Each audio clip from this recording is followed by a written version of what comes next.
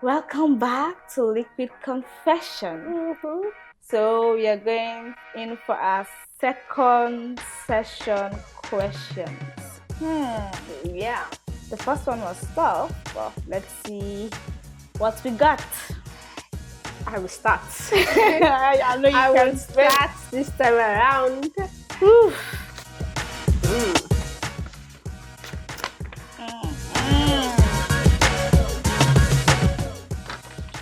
Are you ready? Never ready, but Okay. Round 2. Now it said, let's revisit a moment when you had to trust yourself completely. What was at stake?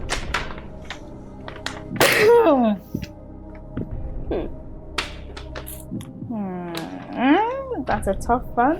Indeed. So I can say a bittersweet experience. So it's in between. So let's go for water.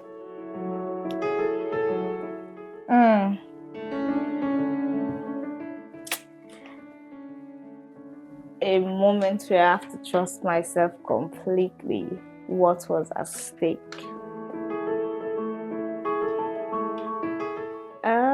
Was the time I'm sweating already. Oh my God. Calm down. What was at stake? I think at that time, my whole life was at stake. I think the most important thing to me was at stake, my education. And the one thing I thought about at that time was, why am I letting that situation get to me? Why am I allowing that stuff to drain me, to break me down completely? It's a mixed emotions of family, my education, and the relationship. So with family, I think, I'm a mommy's girl. Yes, my dad wasn't always around, and those kind of things. You miss the presence of one parent, and they always have the saying that, girls are closer to their fathers and stuff. But for me, I'm more closer to my mom. Wow. Because my dad wasn't always around, so I miss his presence and stuff. So with his absence, I like draw closer and closer and bond more with my mother. So sometimes, when growing up, you see girls with their dads, and you felt that like something was missing. You get this feeling like you missed something in your childhood. That's bonding. That was one. And the second thing is relationship-wise. Wow. Relationship-wise, I think my first heartbreak pushed me to that point. Like, have you ever been in a situation where someone felt like, they're going to kill themselves or commit suicide, and because of a relationship? Wow. So at that point, I was there. I felt like my whole world was coming down. My whole world was kind of crashing in front of me, and I have nothing to do to save it. I'm helpless or hopeless at the time, and I felt empty. I felt some type of way. Just imagine your first ever heartbreak. Then I said to myself, this is not you. This is not the strong woman you go out to be. This is not the perseverance, the determined, and, strong-willed person that you are. Get up, lift yourself up, and make the most out of this situation. See what this situation is trying to teach you. Learn from it. Embrace it. Embrace all of it, the pain, the trauma, everything, and let it go. And when you do let it go, you have to put yourself back in the best version you created in your mind. And that was it for me. And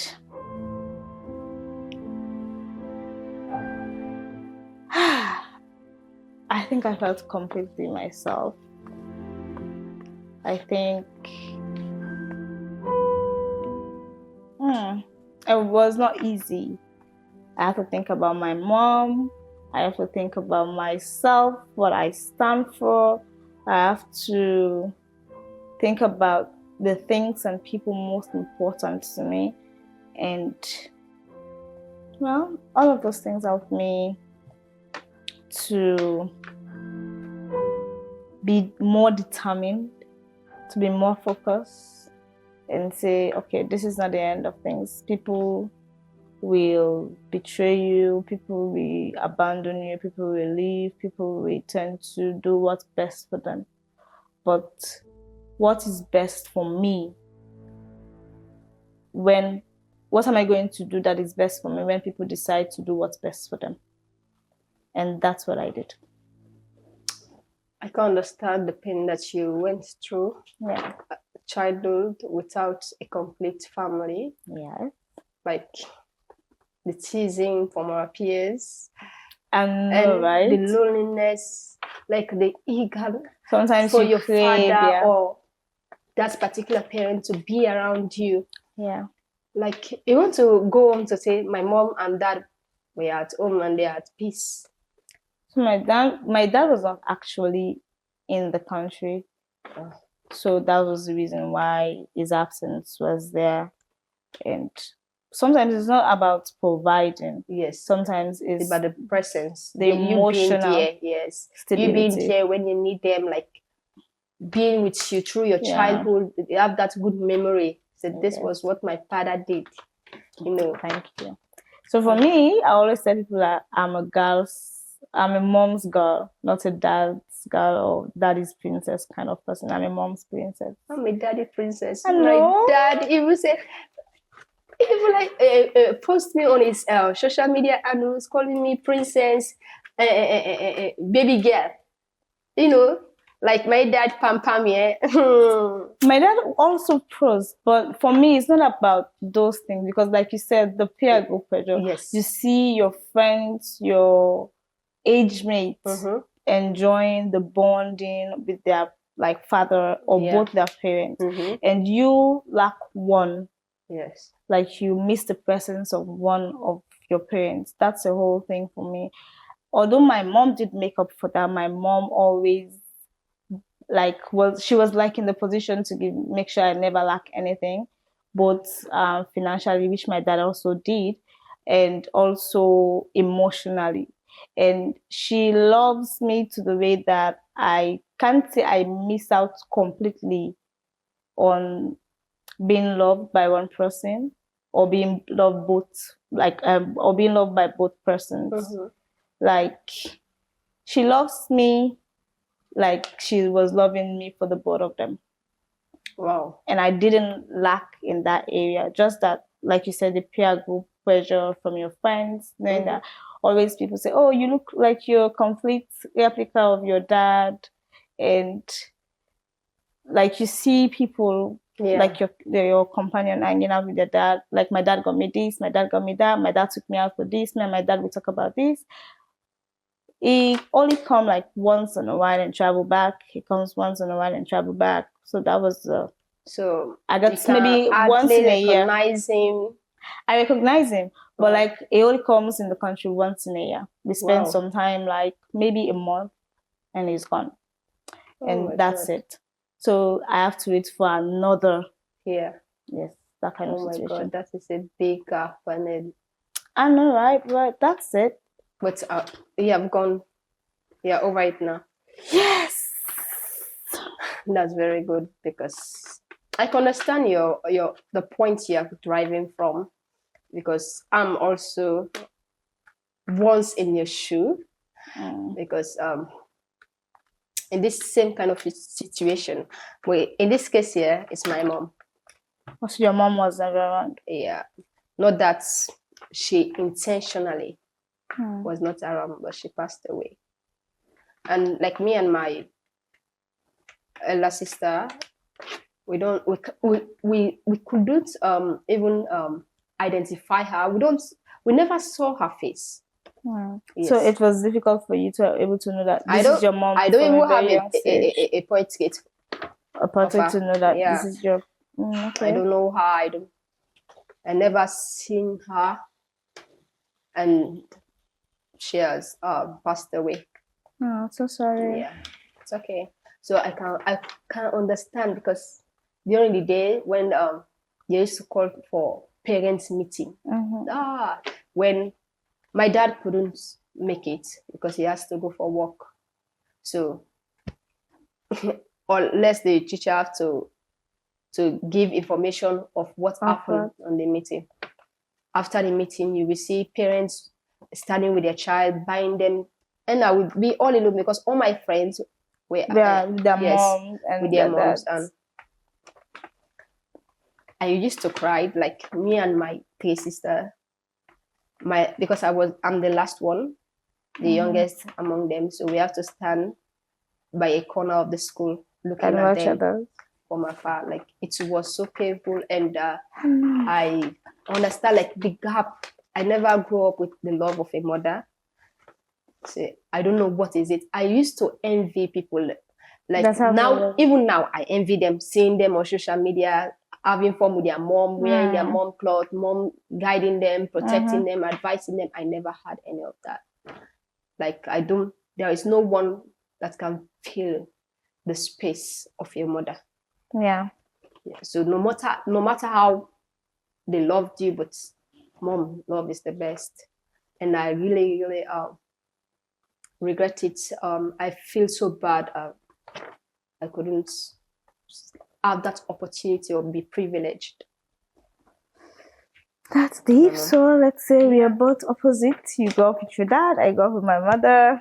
Yeah. So we have two different experiences. Exactly. I long for yours and you long for mine.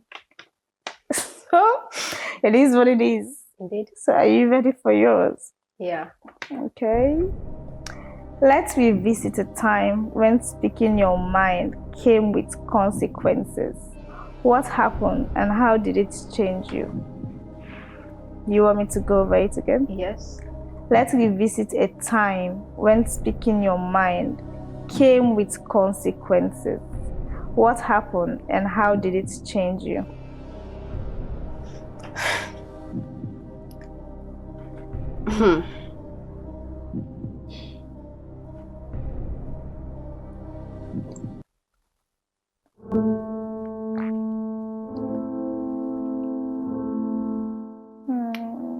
In that context, like I mentioned earlier, I didn't grow up with my mom, and I don't even know my mother's side, like my mother's family, and they never went out to look for us, me and my sisters. So I grew up from my father's end. Like, since my childhood onto this stage, I only know my father family, but I never know about my mom. I don't know. They never come looking for us, not even for once. They say, so I have to grow up with my auntie and my uncle. Wow. Yeah. From your dad's side? From my dad's side, yeah. So I have to grow up with them, but they also have children of their own, but their children are older than us, and their children have children. Like, their grandchildren also stay with them, but their children live different side. But Yes, she tried. My auntie tried. I must confess, she tried a lot, because putting us through school, paying fees, and feeding us, buying little bit of our basic needs. Okay. But like I said, nobody can love you like the way your mom will. Yeah.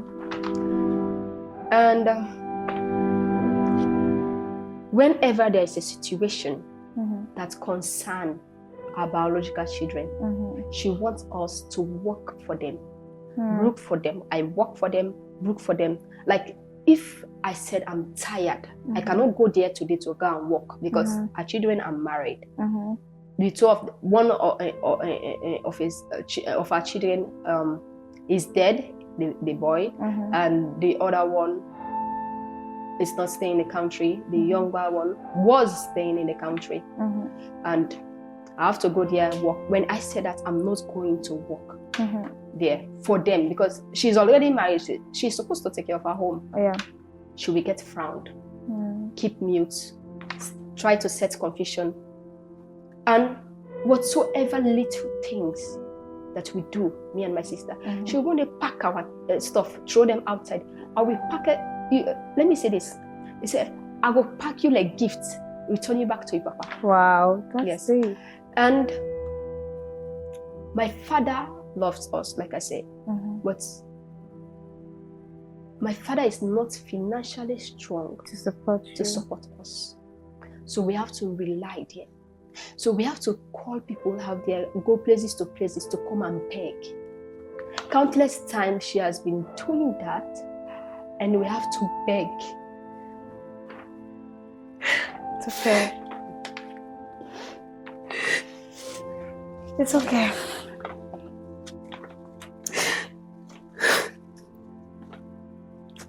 It's okay, you're gonna be fine.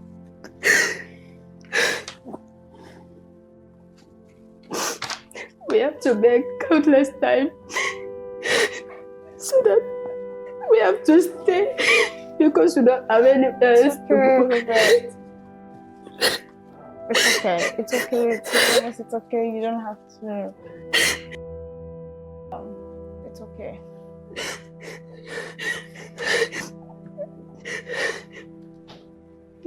It's okay. It's okay. It's okay. It's okay. Shh.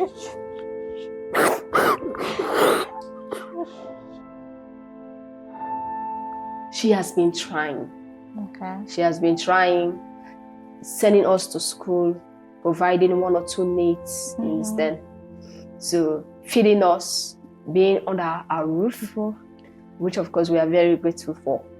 But those things, like the fact that we are less privileged because my father is not financially that strong. So we have to lean on her for survival. So we have to work. Our youngest child, she's married. So we have to go there every weekend to her husband's house to brook for her and her husband, clean, and also come back home, take care of the grandchildren, brook for them. And yet, those grandchildren are very aggressive, very in-mannered, like disrespectful. So whenever I want to correct them, they will be like, no, you shouldn't do that to them. You don't like, if you don't like her, you have to leave this house for them because this is their biological place. You are just here because of them, to help them out. So I have to speak up on the night. This is what you are doing. It's not nice because we are also your own brother children. You are differentiating us. You are making us feel like, yes, we are not welcome. So those speaking out my mind, explaining everything we have been through, say that we are ungrateful. We are ungrateful, and she regretted ever bringing us to our home. She regretted, and we said, despite the fact that we broke for your children, we clean for them, even down to your children's pants we wash, and you are saying this kind of thing after we have suffered behind your grandchildren from scratch. Like, it was really tough. because we have to undergo starvation. Like whenever there's an issue in the house, we have to, okay, no cooking today.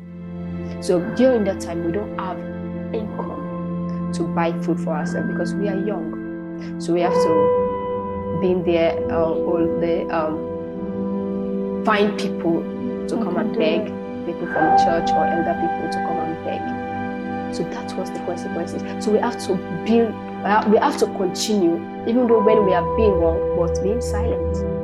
We have to continue to stay silent. And the moment you decide to speak up, yes, you get punished. Yes, you get punished, or people will say you are ungrateful. Like she will publicly say it in the street. I picked you up when you're suffering.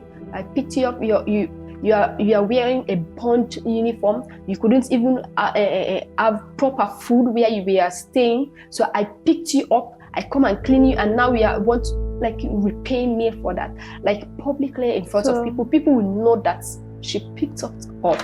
Like when we are suffering, she brought us in. But we never want those things to be disclosed because, however, it's embarrassing. You understand? But even though she's saying the truth, but it's embarrassing, not publicly, because it's supposed to be family matter. And when we speak up, there comes the problem. So that is the thing, but we have to continue being silent. Say, this is their choice. We have to leave it for now until God's turn the table around. And things get changed. Yes. Wow. Anyways, that's deep. I actually feel your pain. I can imagine what you and your siblings might have gone through. It's really heartrending, to be honest, and it's really deep. And I'm so sorry for that, but thank God you are able to overcome. And I'm sure they're struggling with that. Yeah, it's a step-by-step process. Yeah, of course, we just trust the process that God one day will change the story. But I understand trauma like that is very hard to let go of. You always, like in your quiet moments, you kind of think about things. I can understand. So sorry. And we up till now we are still staying there because we don't have anywhere else to go for now. So we are trying to enter university and try our best, so that we have to show something that this is what we have to do. The perception or the way that people are expecting us to be the outcome of us, but we have to change that narrative, and we are trying our best to make our father proud of us. That's a win. That's a good thing. At least you're determined and focused to be a better version of yourself and to be a very successful woman in the future. That's a goal. Indeed. And I'm you saying this right now is like I'm feeling it deeply, and I know what it means like to do without what you don't have, and to also face some certain consequences based on you speaking up for yourself and for your siblings. Exactly. So, but it's okay. You're a strong woman. I admire your courage, and for you to sit down here and talk about it means a whole lot. And continue being a strong woman. Continue having this persevering spirit, and you can do it. You have been doing it, and you're going to be okay. You're a strong woman. I really admire you. I don't know what I would do if I was in your position, to be honest. No. We always have that determination that we must change the story. Yeah, change the narrative. That is what we are trying to fight. Okay. Can I give you a hug? Yes. Thank you. It's okay, baby. Okay. That was the time for me. So we got to the second question on round 2. So are you ready? I don't know if I'm ready. These questions are really deep, but anyways, it's okay. Let's go. The question is, think of a time when your instincts told you one thing, but logic told you another. What did you follow?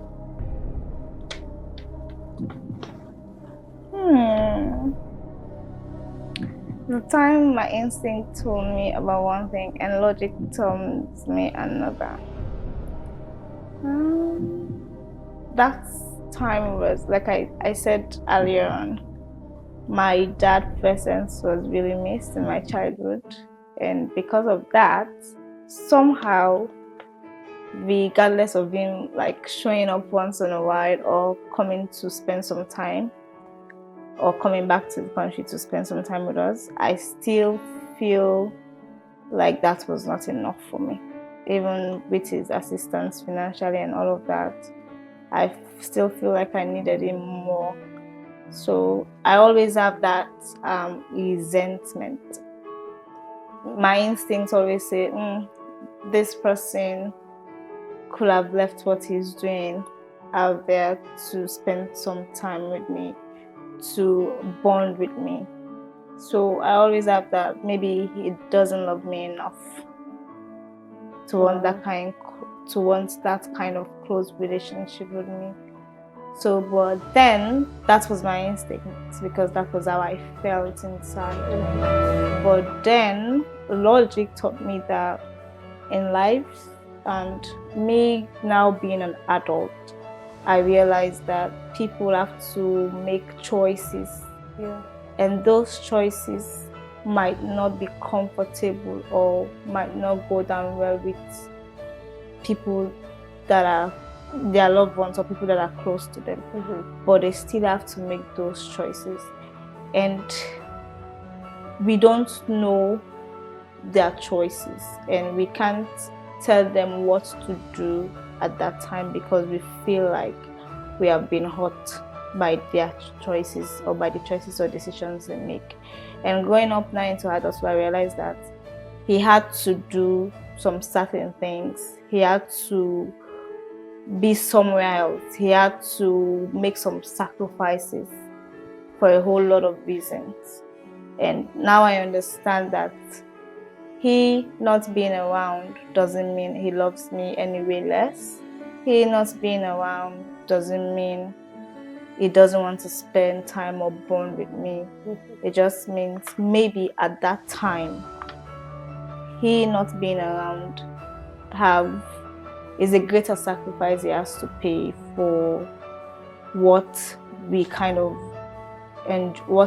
enjoying right now or stuff like that.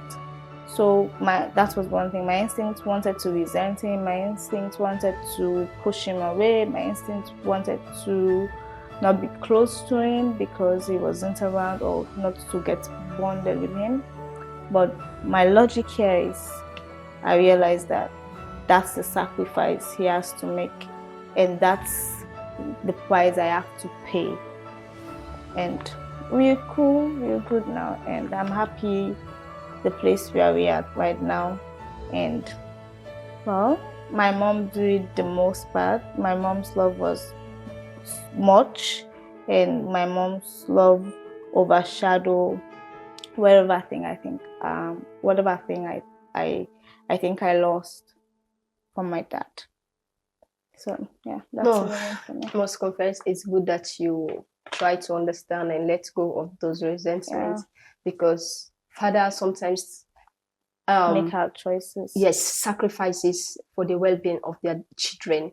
So he being away is for him to cater for your needs and take care of your mom. So that wasn't intentional because no father will want to stay away from their children. So it's good that you try your best to accept him and those thoughts inside of you just fade away and start something from afresh. Yeah. That's a good thing. I didn't drink any of this, but let's go. So I would say neutral feeling. So are you ready for your last question? Or second question, I guess. I think it's your second question. So let's go. Imagine meeting a version of yourself who never hesitated or second guessed. How will she be different from who you are today? Imagine meeting a version of myself who never hesitated or second guess. or second guess. How will she be different from who you are today?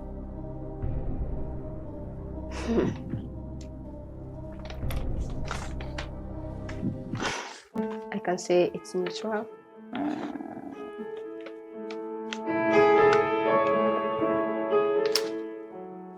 I have met that version of myself. Okay. But I lost that version of myself again. Yeah. Like going to school, I was too focused on achieving, like with good grades. I'm too focused on having good grades, always be at the top of the class. That's kind of spirit within me. I have that fire burning that I compete with my colleagues in class, my classmates. I compete with them to beat their time. I try my best until I sat my worst. I was with high hope, that spirit inside of me. Say, I just want to go to, I want to be a lawyer. I want to have my requirements and go to the university. You know, it's that fire. That second thought is not there. I was too focused at the point that I even have to sat my worst 4 times before I have my requirements 4 times. So I was still pushing towards what I was aiming at. But all of a sudden, I received my requirement, enter into law school, like the university, to read law. But that version faded away. Now I'm distracted. I don't know what is it, but I'm distracted. Even my study, not that spirit inside of me that makes me to study every day before. Study hard. You understand? Yes, I have that fixed mindset. It's gone. I sometimes own my book, then I just fall asleep with that. But that was not me. I can feel something, lots of things are missing within me. That's girl that doesn't care about anything rather than praying and studying. It's not. I lost focus. I lost confidence in myself. I sometimes ask, can I do this? Is this what I'm called for? Did I make the wrong decision? Those questions keep arising, and I'm trying my best to find myself again. I want to be that girl again because this cause need that girl. That determined. Yes, that is determined girl. That's perseverance girl. That's bold girl. That's courageous girl. That's girl who is a fighter. That goes to the extreme end to achieve what she wants. Because even though I keep on failing my worst, I keep on pushing again. I say, no, I must reach this. I must conquer. I must achieve this. That's fire within me, like the power of resilience. Yeah. So that spirit is gone. I sometimes ask, I pray, I say, when will I come back? Being that same person. Yes, when will I come back? I want to be that same person because that person needs it. A lot of people are counting on me. A lot of people are hoping to see me successful. I want that girl back. But that person is gone. If that girl is still existing, I know I will have achieved greater things. That's what is in front of me now. Yes. Well, keep on the fighting spirit. Keep the burning fire inside. Keep pushing. But have you sat down and like think about it this way or thought about it this way? Like, what is it that is holding me back from being that focused and determined person? What is it that I'm not doing right? What is making me doubt myself? Because from what you just like spoke now, is like something inside you is stopping you. Something inside you is killing that determination. So the most important thing you should do here is question yourself. What is it? You can even sit in front of the mirror and ask yourself, say, Lovetta, what is this thing? what is it that is stopping you from moving forward? What is it that is stopping you from pursuing or being this determined young woman? What is it that is killing your fire inside? And I'm sure you will have some certain answers. And when you do, embrace it. If it's something you need to release, if it's something you need to let go of it. If it's something that you think you need to speak about, you need to say your mind about, say it. And I'm sure if you allow yourself to release that negative energy, you allow yourself to release that self-doubt inside of you, you will find peace and you will be whole again. So this has to do with you. You have to work more on yourself to meet this version of yourself that you always want to see, the focused, determined young lady. And I'm sure you can do it. You're a fighter, you've gone through a lot, you've come this far, and don't allow little things or self-doubt stop you from being this confident and, great woman that you're meant to be. Continue fighting, continue chasing your dreams, continue being determined. And like you said just now, you're this woman that wants to achieve great things. Exactly. So for me, do it not to prove a point to other people around you. Do it because of yourself. Whenever you're doing something progressive, think about this. I'm doing it because of myself. I owe myself this much. So, don't say, I want to prove a point. I want to prove people wrong. Say, hey, Lovetta, I want to make you proud. I want to do this.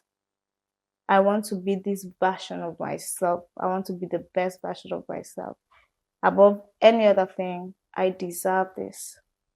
So with that, I believe you can reach. But you're really strong. Yes, I have sat and think about it.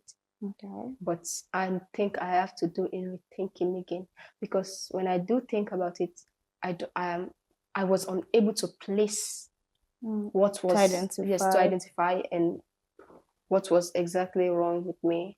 But I have to do a rethink, just like I said. Yeah. Nice. Now, question is, imagine standing at the edge of something new. What feeling rise up in you? And did you lean in or step back? Imagine standing on the edge of something new. What feeling rise up in you? And did you lean in or step back? So I would say it's a sweet feeling for me. Wow. It's a sweet experience. Wow. Imagine. So on the edge of something new will be something like this new version of myself. Like I said earlier, I have learned to let go of a lot of things, and I'm happy that this new version of me is progressing, moving forward. This new version has let go and release the things that has been holding her back. So this new version of me, so the edge of something new will be this new version of me, this adult me. And I love the way that this adult me or this new me is handling things in a more matured way. And I set boundaries, and I know the things that are worthy of my reaction and the things that are unworthy of my reactions. And I love the peace from within. I love everything that has helped made me or mold me into this new me, like both bitter and sweet experience. And I love the fact that I'm able to put all together and learn from it and move on from it. and I have learned the lesson it has taught me. And now this new me, I'm not saying I'm 100% perfect, but I love the way, I love the way I am at peace with myself. Wow. And I think I will move in and move forward. I don't think there's anything holding me back, or I don't think there's anything I need to step back from. I love this new experience. Wow. Yeah. That's really great. And just like you mentioned, there's no perfection in humanity. Yeah. But you trying to be better, you trying to be great every day, you trying to push, you trying to choose comfort, peace of mind, you trying to improve in yourself. Yeah. That's a great thing, like a great step that you took. Like, I want to encourage you to continue in that path and let nothing distract you from going back, but rather going forward and move in, step into something new and experience beautiful changes. And I know that you will. Obviously, I'm on it. So are you ready for your final question? I'm ready. Okay. Think about a moment when someone made an assumption about you. What was it, and did they get it right? So when was the time someone made an assumption about you? Think about it. And what is that assumption? And did they get it right? That's what should be playing on your mind.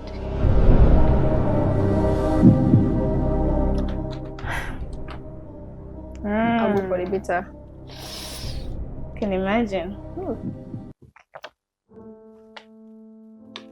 Well, it was a bitter experience actually, and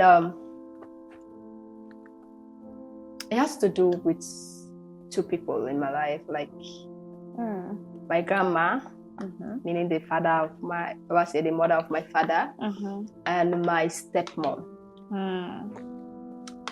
My grandma once said that when I was little, because he never liked my father, I don't know what's happened, but that bitterness that he has for my father, he passed it on to us. She made us feel unwanted, like if we are not welcome in the house, like among the among the grandchildren that she has. Like we feel like if we are like an outcast. So going to school, like my siblings are always there, like they provided them whatsoever thing they want, whatsoever they ask for, they provided there. Like even when we have family meeting, we have to stand at the back and watch from afar. So it's like we carry the name as family member, but they are not treating us like one. So there was a time in the altar that your father never succeed in life. You too and your sisters, you will never succeed. Wow, and he used the word that you will become a prostitute. That was the word she used. Like when she used that word, I felt so bad. I was there because my biological sister was not there and my father was not there, so I was always, when she uttered out what, there is no one to say give you that courage. So my stepmother also mentioned that because my elder sister, the eldest of all, have pregnant, like a teenage pregnancy, when she was in JSS1, like at a very young age. Say your stepsister, your sister have pregnant, like she's not a better person. My stepmom used that word, and so too, they say because my father's name is Andrew, they say Andrew children, all of them are not better. She altered those words. Yes. So those words keep lingering in me, and I said I have to prove them wrong. I have to show that those words they said doesn't actually work in us. So I have to, all those children that my grandmother was hailing, which my uncle's children, they are female, so was hailing, providing everything, sent to the best school, where I have to go to those government school where they we are not even 10 in numbers. Understand? So all those children, they were hailing. Even my uncle supported them. Like we are like a trash. Like we meant nothing to them. Like those like a mere beggars. So those children, they hail above us. Now they apologize. They actually apologize because my grandma apologized before she died. Say, oh, what I was thinking that she will turn out to be. That is not. They too get pregnant, and so they don't even know. They never followed their education. The one was eldest. She is like more than 30 years, but she has sat to us since I was in class 6 primary. Wow. Yes, primary 6 up till now. She hasn't received yet a requirement. And the other one just got pregnant, giving birth to children for different men. So those perceptions, they call us the black sheep among the family, and us that they think that we are going to be a dropout, that we are going to end bad, that we are going to, like, the thinking that the position they want us to be, or they are expecting us to be, they never saw us there, because those words keep lingering every day. We wake up with those words. So that narrative we have to change. So they have to apologize. Of late, even last year, they have to apologize. We are sorry, because what the children that we think they are going to be successful, they are going to be better, they are going to come out great, they are going to do something for themselves.